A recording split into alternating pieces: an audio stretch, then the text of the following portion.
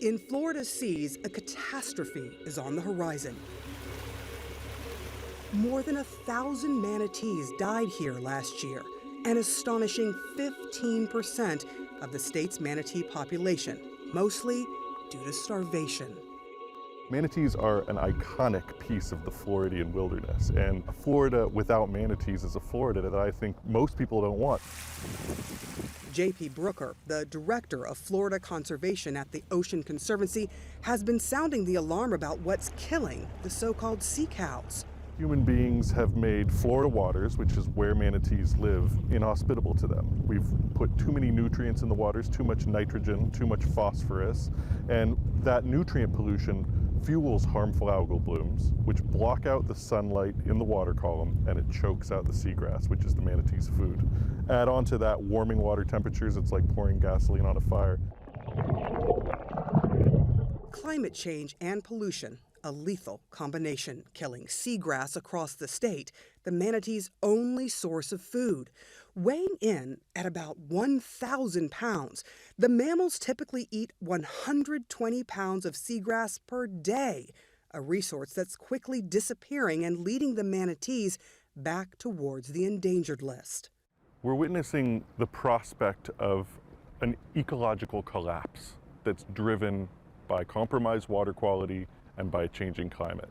And the manatees are the canary in the coal mine. They're just one indicator species of the destruction that can be wrought by a changing climate and by too many nutrients in our waterways. What happens to manatees could easily happen to other creatures like sea turtles or our fisheries, which also drive a huge portion of the Floridian economy. This is going to affect humans, correct? There's no doubt about it. I mean, in Florida, healthy fisheries drive 200,000 jobs. They drive billions of dollars of inputs to the state's GDP. Florida is the sport fishing capital of the world. People come to Florida to fish. It's a part of our identity. And if our water quality is so compromised that it can't sustain, for example, the bait fish, the forage fish that live in the water, then our bigger game fish are certainly doomed. The Florida Fish and Wildlife Conservation Commission is launching an unprecedented lettuce feeding program to combat starvation, a temporary but unsustainable solution. We stock it to the brim pretty full of both romaine lettuce and butterleaf lettuce. So these are the two primary types of food that we're providing to the animals right now. The FWC has also rescued over 80 distressed manatees to date, treating them at rehabilitation facilities across the country, like the one at SeaWorld in Orlando.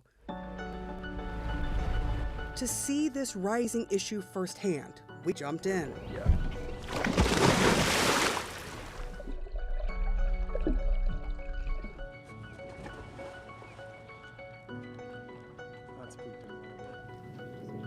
Oh my God. I touched a manatee. Or better way to put it, a manatee touched me. How amazing. An environment already experiencing the effects of climate change, rattled by a rise in red tide and algae blooms that's harmed life in the water and the land. What are we doing to ourselves? Well, we're making an inhospitable environment for not just ourselves, but for our wildlife around us. And it's a tragedy that we also have the power to turn around.